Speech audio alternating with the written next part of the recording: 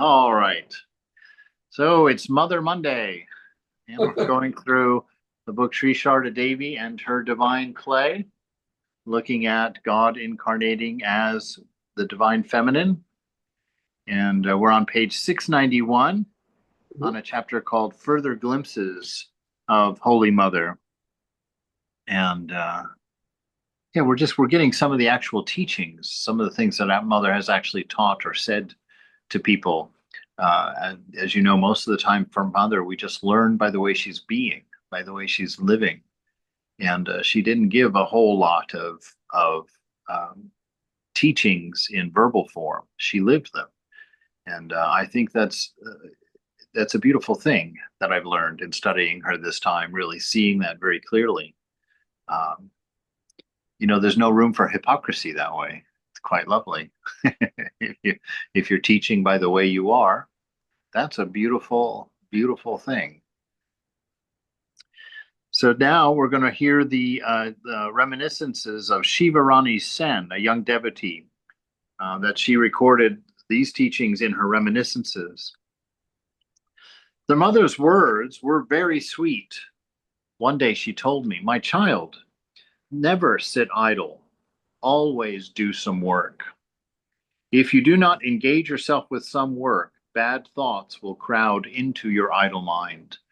Yeah, especially in the well, I'm not going to say that. I'll just say all the time because mothers, this isn't a time assignment for a particular time. But I also, in my experience, have found this to be true. That if you allow the mind to wander for a certain amount of time, it doesn't always happen right away, but eventually your mind gets you in trouble. The longer it sits idle, the deeper down it goes to pick up the old samskaras to release them into activity in your mind. And you will run into trouble. Actually, this is not a be careful, it could happen. This is a statement. If you don't keep your mind busy, this will happen to you. The mind naturally tends to go down toward the body. That's the way that it's put together. So mother words were very sweet, and one day she told me, "Oh, my child, never sit idle. Always do some work. If you do not engage yourself with some work, bad thoughts will crowd into your idle mind." Another day she said to an elderly woman, "During your journey, if you see that someone has fallen on the road, you are supposed to lift that person up. One should not move forward seeing someone fall on the path." I did not understand then the purport of the mother's statement. Later, I realized that the mother meant all people walking toward God knowledge, or knowingly or unknowingly. Those who fall from that path should be helped by others to get up and to move forward. The mother demonstrated this ideal in her life. She uplifted many sinners, destitute and depressed men and women in this world, and gave them shelter. Blessed are those strayed and lost children who got shelter with the mother. Yeah, so this is really what Sangha is all about. In our group in Colorado, we often spoke about this because we were trying to do a center where no that didn't present as any particular religion, right? We wanted a place where Christians could be better Christians and Muslims could be better Muslims and Hindus could be better Hindus. And if I stood up every day and gave a lecture, from the Vedanta, that would be alienating to a Christian who was there trying to be a better Christian, or a Muslim who was trying to be a better Muslim. And so the way that we did it, we gave everybody time to talk from their own practice so that we could share from our traditions and our paths that we're different as. And and then we would come around after the end, after everybody had spoken, we would kind of give it a summary, and talk about the ideal. But so that the Sangha was not, when we came together on Sundays, that was not really so much for our time to learn and our time to work on learning Vedanta. In the center in Colorado, the stress of that was on your practice. Your practice is where you grow and where you expand your knowledge and where you do your studies and you dig deep into the scriptures and where you call up swamis or your guru and find out information. It's not the time on Sundays. Sundays is when you come and you worship God in each other. That's the thing up for Sangha. Sangha is your opportunity to use your practice, to put your practice into a dynamic use. So you don't go to a Sunday lecture to get something. You go to Sangha with a plan to give something. And so you ask around, finding out how everybody is. Are there anybody sick? Is there any needs that people have? Is there anything people are having trouble with, struggling with, you know? And so Sangha is your time to go and live the practice that you do during the week. And that way, we grow. And that way we find, well, intimacy with each other and trust in each other. And it's a beautiful opportunity as well. You know, we do so much for ourselves. Our going to Sunday Sangha should be something we do for others, not just for ourselves, so that we use this life to serve, to take an opportunity. The mother was very shy. If boys were 15 or 16 years old, she considered them as men and wore a long veil in front of them. She said, modesty is the best ornament of a woman. Women do not look good without shyness and decorum. One day she said to a young, beautiful bride, when you go out, always dress yourself by covering your body well. Then others will think that someone is escorting you. The mother's mind was always saturated with the thought of Sri Ramakrishna, and this was revealed through her actions and her words. One day she said to my grandmother, remember the Master in every step of your life. Then you will never feel any suffering as suffering. What does not encounter pain and suffering in life? They are part of life. If you chant his name and take refuge in him, the Master will give you strength. Pain and suffering will not be able to torment you. We have touched on this before, and Mother has said this before. This is such a pivotal key to how to have success in your overcoming your samskaras, your weaknesses, your tendencies. It's right here. It's just a two-part thing, and the thing the thing about it is it really puts it on you, because if you do this two-step process, it works. It will work, and you will win against your struggles in your moment of temptation.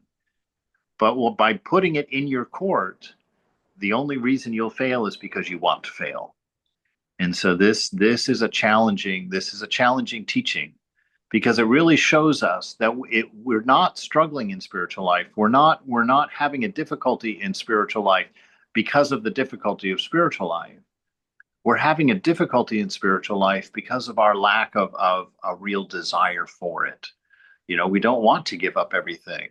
And a lot of times when the mind plays this trick, I know on myself, this is the thing I struggle with in my life, is that my mind likes to push the boundary as close to the vice as it can get without getting into the gray area, you know, without getting itself into trouble. It's like, you know, peeking through its fingers at things, you know, it's like, and this teaching right here, though, has saved me from it. She says here, right, everything in life will bring pain and suffering, right? She says, but always remember the Master. Remember the Master in every step of your life. You will never feel any suffering as suffering. Okay, this is the important thing. If you've got that constant memory of the beloved within you, if you're constantly being aware of that unconditioned love that's literally expanding within you each time that you remember God, with that sense of bliss that's blooming within you each time that you remember God, then the sufferings of life, yes, they happen, but they happen with you sitting on a pillow of bliss, right? You go over the bumps of life on a pillow of God's grace, which is extremely handy, very, very helpful. And then she gives you the two-step process for overcoming any of your struggles, right? She says, if you chant his name, number one. So start the name chanting. Why? Because that immediately takes the mind off the vice. You can't think about something else while you're chanting the name with full attention, right? And there's the test. Will you give that name your full attention, knowing that it's going to take your vice away from you, right?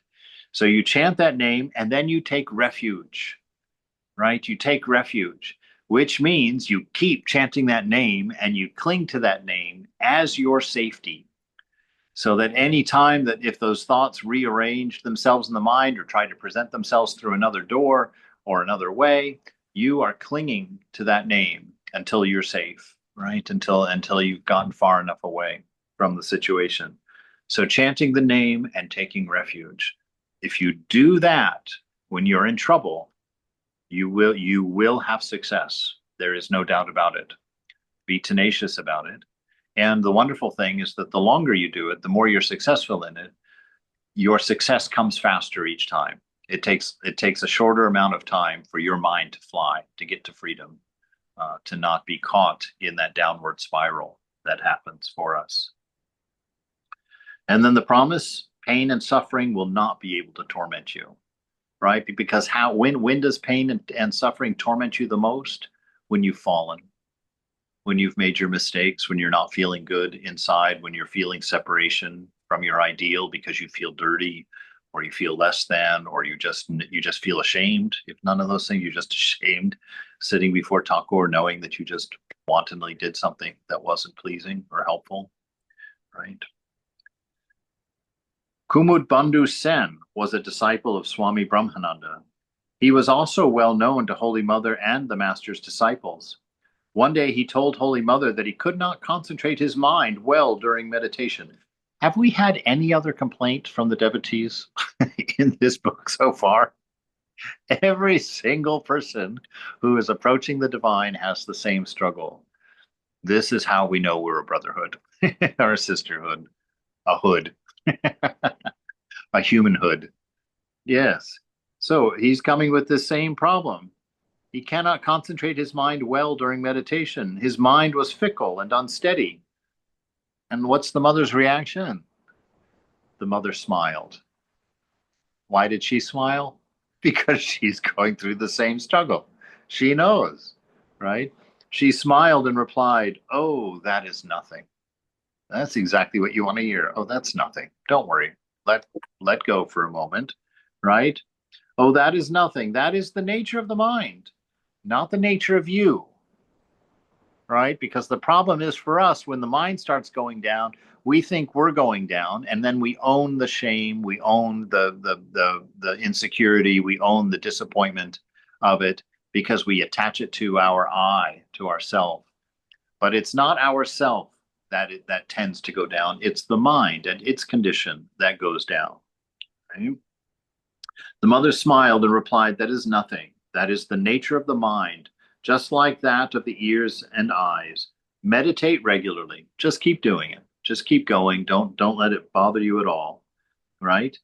The name of God is more powerful than the senses. What you're doing is bigger than your problems. Just keep going, keep going, keep going.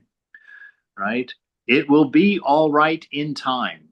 So that's why forbearance is so important in spiritual life. And it's forbearance toward your own self, right? You have to maintain friendliness with your mind. You can't force your mind into spiritual life. You can't smack your mind into behaving itself. You have to nurture your mind like it's your child, like the mind is your disciple. You always stay positive. You keep a vision in it for inspiration. You remind it of its successes, and you encourage yourself in the fact that you've come this far, that you're this old and you're still going, or even though you've had a horrible time at it, and the mind still seems like the first day you got it, right? But we just keep going, Mother says. You just have faith. This is nothing. The problems and the struggles are nothing because grace is going to cover the whole lot of it when it's finished, right? And so don't worry. Don't collect the troubles. Just walk over them and keep going. It will be all right in time if you practice regularly. Always think of the master who is looking after you, right? This has turned out to be one of the most enjoyable things for me of late, because we've been talking about in our practice, experimenting with different things. And remember, a few months ago we started talking about how you approach meditation with the understanding that you're not the doer, right? That your realization is not the effect, is the only cause, the only effect that has no cause, because it comes by grace. And so for us, when we sit to meditate, we're not trying to accomplish, to achieve, or to do anything in particular, right? We're setting our attention on God and allowing the divine to do all the work inside. And the part that I've really begun to enjoy is this new sensation that comes to me of just sweetness when I give over myself in my meditation for Mother to do her work. It's like I almost can feel her fingers tickling, as she's in there trying to switch those deep switches, in my psyche that I'm not even aware of. And just to feel that presence of that love and know that that love that is in you, that Satchitananda that you're being reminded of, each time you're being reminded of it, Mother is working you. She's changing, she's healing, she's developing, she's growing, she's strengthening you. And you just have to sit there passively, placing your attention at her feet. That's all you have to do of your divine ideal, however that may be for you, right?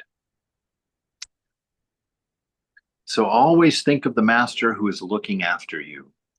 Don't be worried about your lapses.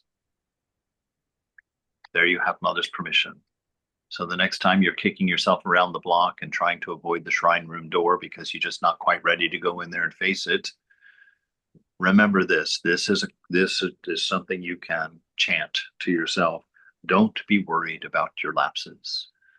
The very divine Mother will set you free, has told you that herself.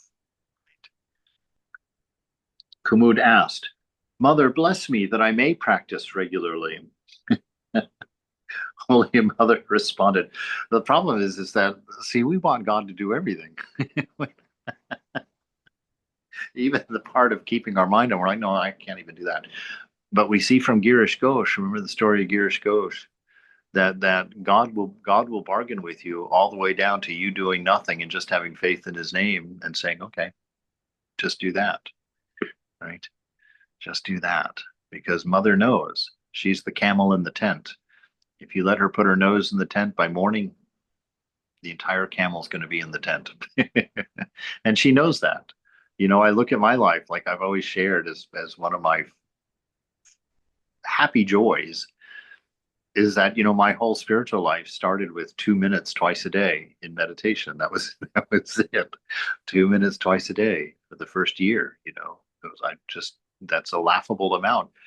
But see, Mother, it's not about quantity with Mother. You give her a space, she will fill it, and she will grow into it, and she will take all of it in time, to your great joy, to your great celebration. She'll take everything. Yes. All right. All right. Mother, bless me that I may practice regularly. But Holy Mother responded with a kind smile. Of course. Be sincere in your practice. Be sincere in your words. And be sincere in your deeds. Sincere. Be who you are. You're beautiful. You are the creation of the divine beloved. You are made to inspire. You were put together to lift up, to be a vision for someone else. You have this opportunity to be a real human, to be a real human in this age. And I can tell you, in this age, you will shine like the sun if you can manage to put any of your practice into your life. All right. Be sincere in your practice, your words, and your deeds. You will feel how blessed you are. His blessing is always on the creatures of the earth.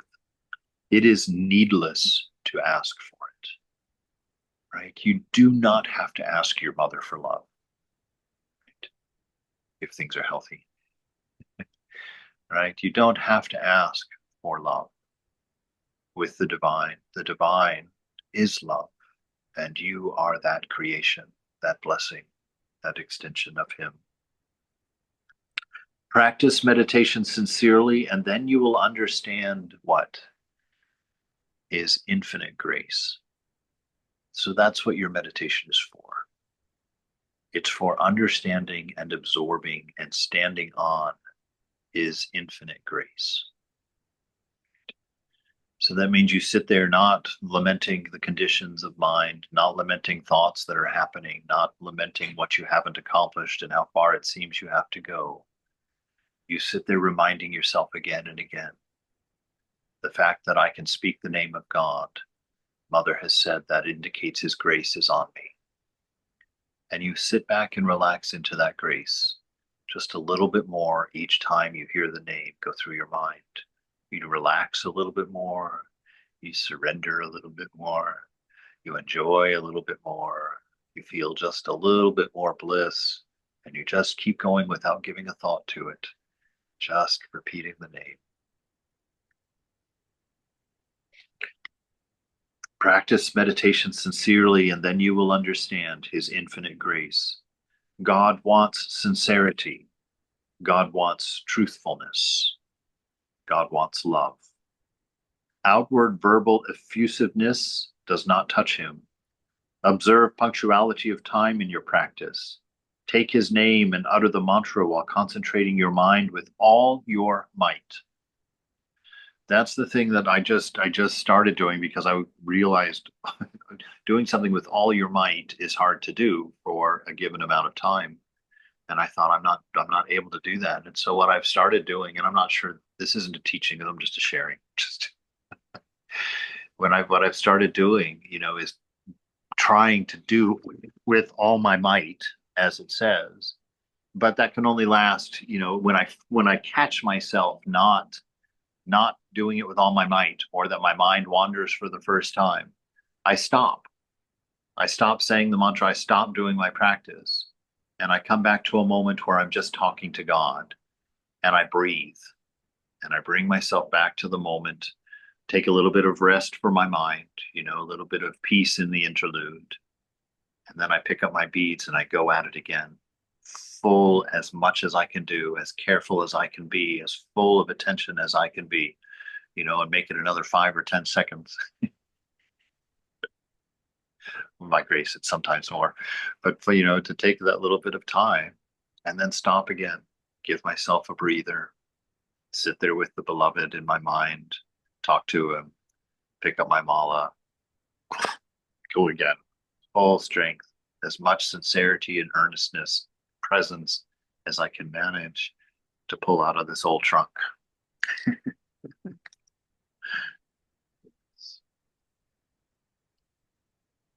Observe punctuality, is take his name and utter the mantra while concentrating your mind with all your might. If you exert yourself sincerely, okay, this is her promise coming. If you exert yourself sincerely, banish all other thoughts and pray to him from the core of your heart, then your call will be responded to and your prayers will be granted through his grace. So this is the thing, your sincerity, your earnestness, and your truth. These are the 3 most important things in your practice. To do it with all of your might, with your whole heart, and rise above. Leave that mind and body behind with all of their troubles, carrying on as they do. But they are not yours. You are in the arms of grace, always, always, always. One day in Udbodhan House, Holy Mother was talking with some women about the simplicity and purity of children. She said, God always dwells in the hearts of children. He manifests in the highest degree in them because they are simple and they are pure. So the Master used to say, if children sincerely call on their mother, she rushes to them, leaving all of her work. Similarly, God surely appears to that person who wholeheartedly calls on him. You see, when you are extremely busy with your household work and one of your children cries loudly, Mother, Mother, don't you drop what you are doing and hurry to take the child on your lap? The mother's guileless way of speaking made the women laugh. The mother asked with a smile, Did I not say the right thing? They answered, Yes, you did, Mother. A woman asked, Mother, all children do not have the same desire to learn.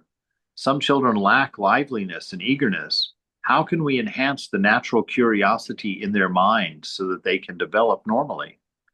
The mother answered with a smile. I like this each time, it's with a smile. What do you mean? You have become a mother, and now you expect me to know what is going on in your children's minds? Listen, one should communicate with them in a simple and intimate way. Chat with them. You should allow them to play with children of their own age. Never scold them too much, and never physically abuse them. If you reprimand them severely or beat them, they may be frozen with fear and will run away from you. They will understand easily if you lovingly help them understand. Never refuse to answer their questions by rebuffing them or threatening them. If you scold and intimidate them, they will be afraid to ask questions, which will impede the natural development of their mind. Right, so that's a wonderful bit of advice there.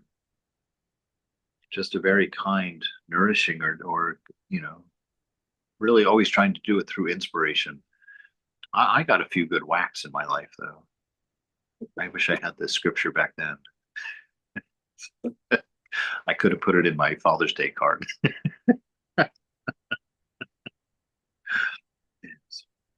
Is there any easy way to keep the mind focused on God in the midst of worldly responsibilities?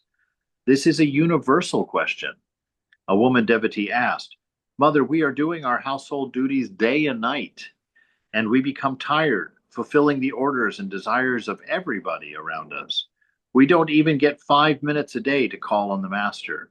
What will happen to us? Will he not bestow any mercy on us? The Holy Mother responded, Surely the Master will bestow his grace on you, my child. He is all-knowing. You see, this is something to always understand. It's like it's impossible to hide any vestige of yourself from the divine, right? God is the one who is living your life. You have developed a sense of self that is both unnatural and unreal. And you are claiming to live your life in this body and this mind, which you have claimed to be your own. But that is not the truth of the matter. God is living your life, and egoism is stealing the responsibility and storing the results in karma within you, right? And so this wonderful notion that God is all-knowing means that you don't have to sit there and figure out your feelings in order to express them to the divine. All you have to do is make yourself fully available.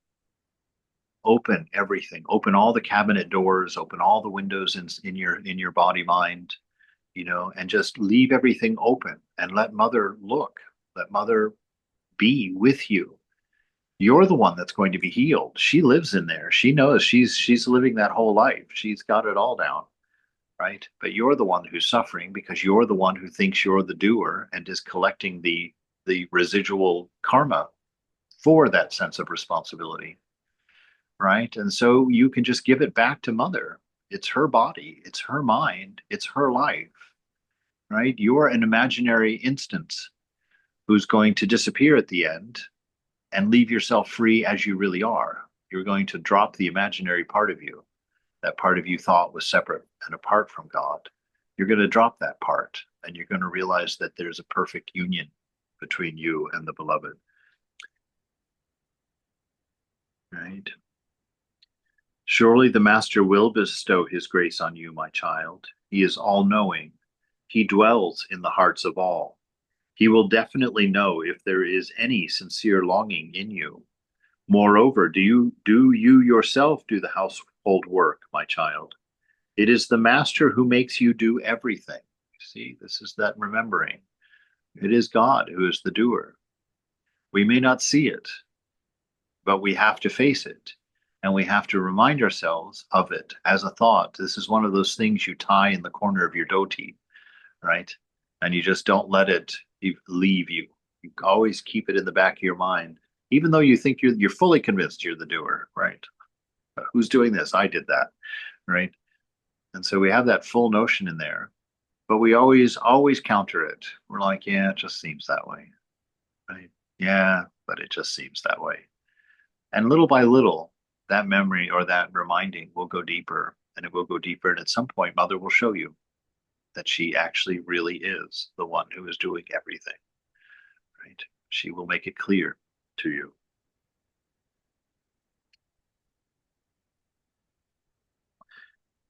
It is the Master who makes you do everything. This world belongs to him. Nothing happens without his wish.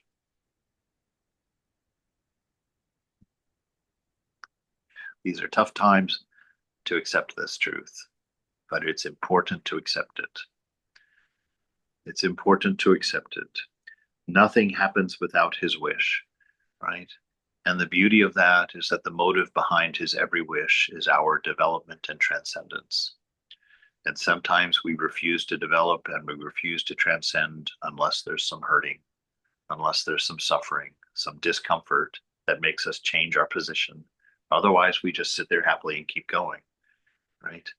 And so sometimes Mother makes us uncomfortable, gives us some difficult things to deal with, because that's how we grow. That's how we get uncomfortable and reconsider and move right forward. So always know that when life is getting difficult and the world is looking like it looks sometimes, know that it isn't because God's forgotten or God has left or God has abandoned. In no way is that true. God is fully present and he's giving you material to make gold with. And it's up to you to figure out how to do that. That's the challenge of life in our current state. In another state, we just sit there and keep chanting the name because we know he's the only doer. But as long as we believe we should do something, we'll by all means do something and make that something a chanting of the name of God that results in service, in love, in giving.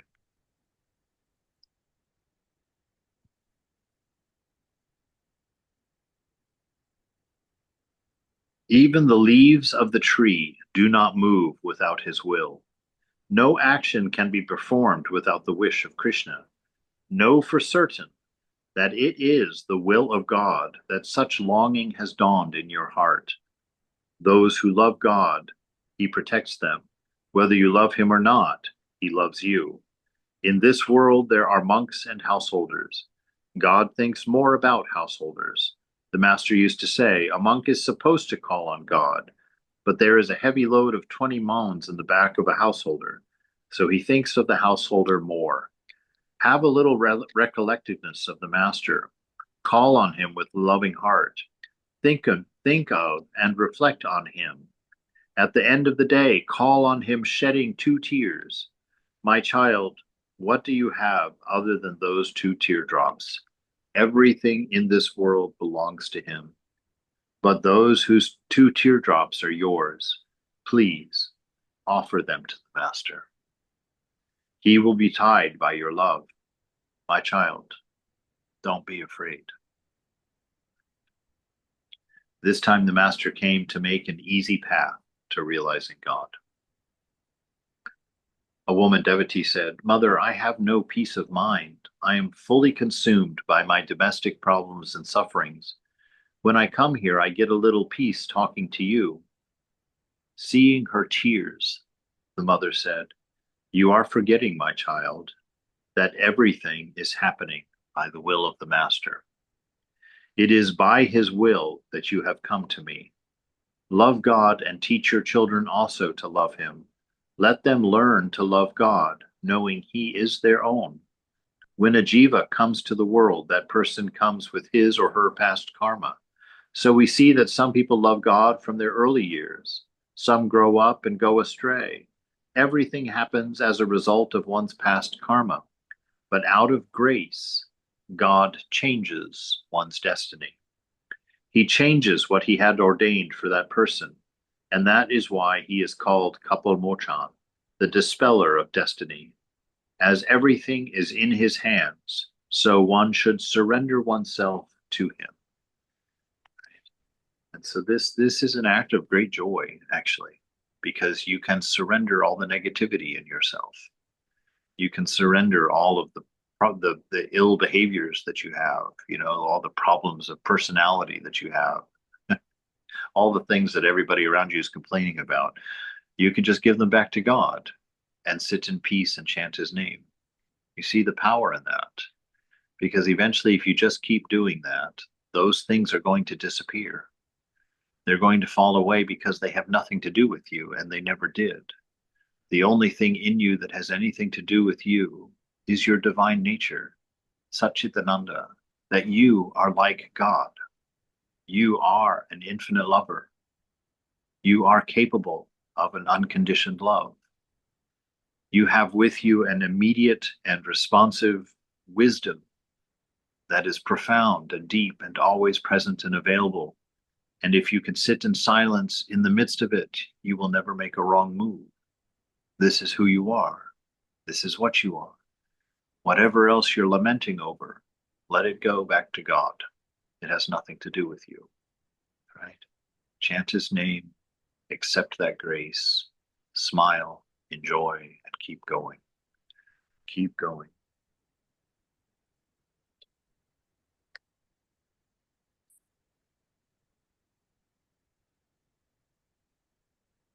As everything is in his hands, so one should surrender oneself to him.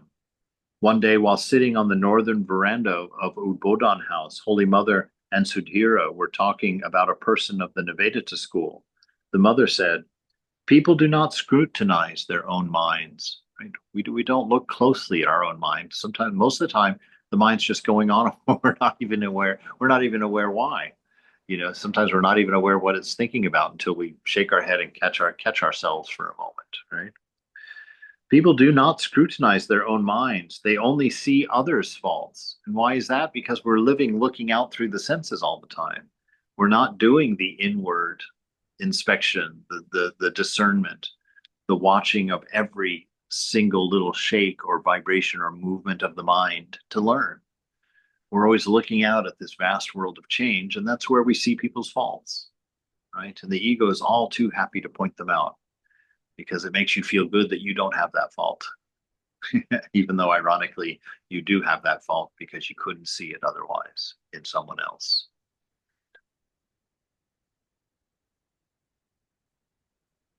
People do not scrutinize their own minds. They only see others' faults. If they see their own faults and try to rectify them, then the tendency of seeing faults in others will not rise. Mahamaya created this tendency in the human mind. People magnify their own qualities. They make their molehills into mountains and others' mountains into molehills.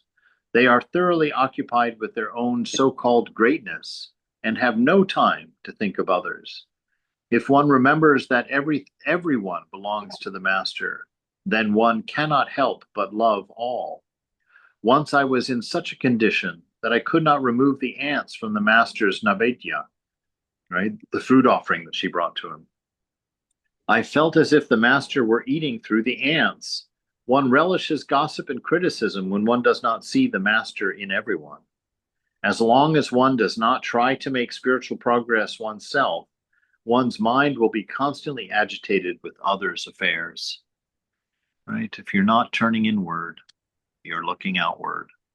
And if you're not turning inward, it's not your faults that you're working on. It's everybody else's faults that you're working on.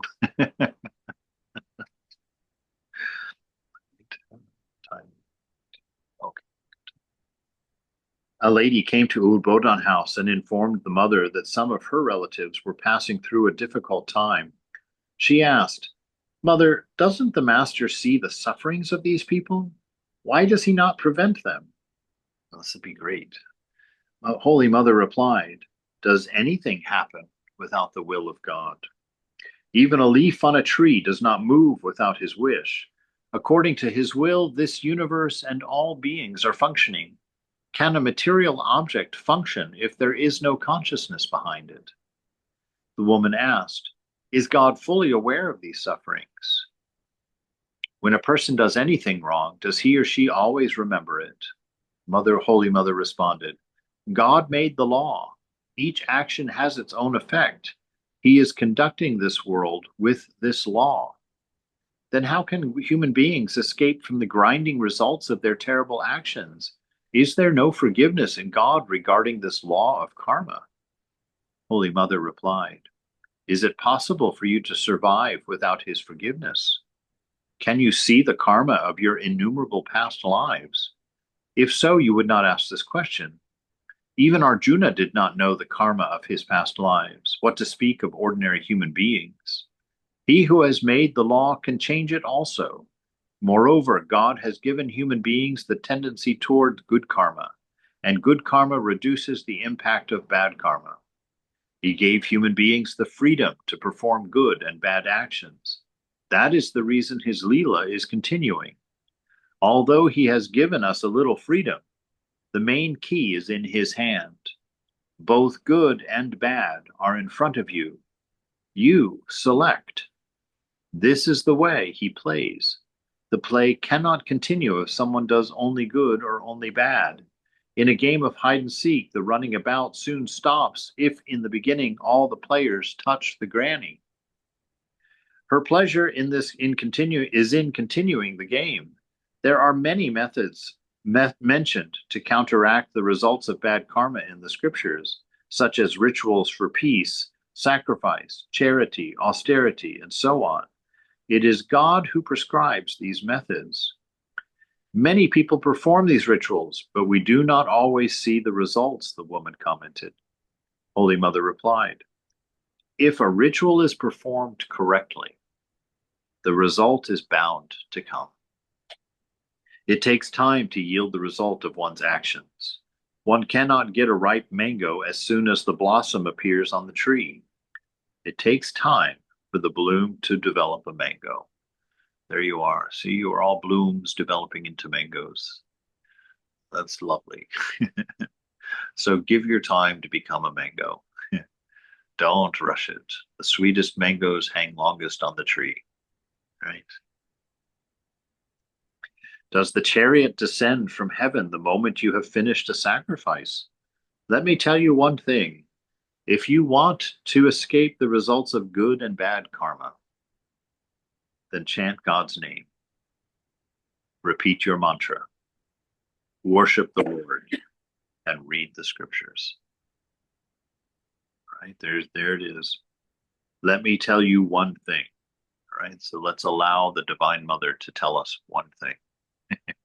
Okay, Ma, you get one thing. All right, here's the one thing.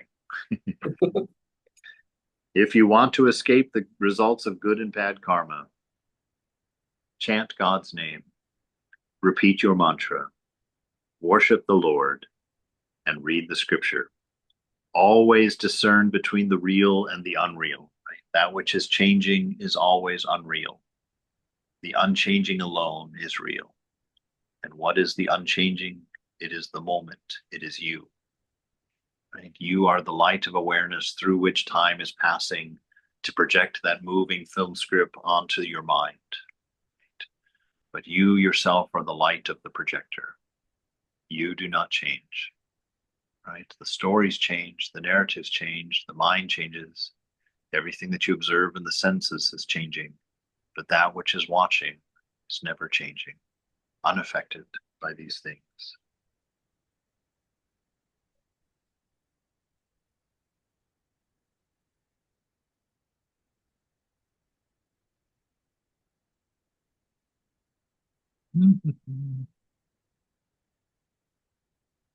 Oh boy, where were we? Holy Mother replied, if a ritual is performed correctly, the result is... What's that? Okay. It takes time to yield the results of one's actions. You can't get a ripe mango as soon as the blossom appears on the tree. It takes time for the bloom to develop as a mango. Does the chariot descend from heaven the moment you have finished a sacrifice? Well, let me tell you the one thing. If you want to escape the results of good and bad karma, then chant God's name, repeat your mantra, worship the Lord, and read the scriptures. Always discern between the real and the unreal. Good karma subdues bad karma, but cannot destroy it. The good and bad karmas of which an individual soul are destroyed only by chanting God's name. Only by chanting God's name does that happen. Let me see if I can turn on our... Mute. Okay. All right. So the good and bad karmas of an individual soul are destroyed only by chanting God's name, which also purifies the mind, which means it's removing the fodder for the future falls. Then one can know one's true nature, right? As the mind silences, that's the thing that we learn. It's a beautiful thing. When you grow silent inside, you see grace. You see what you are. You know what you are, but you will never find words for it. It is the very essence of ecstasy to know what you are. It is the essence of samadhi to know who you are.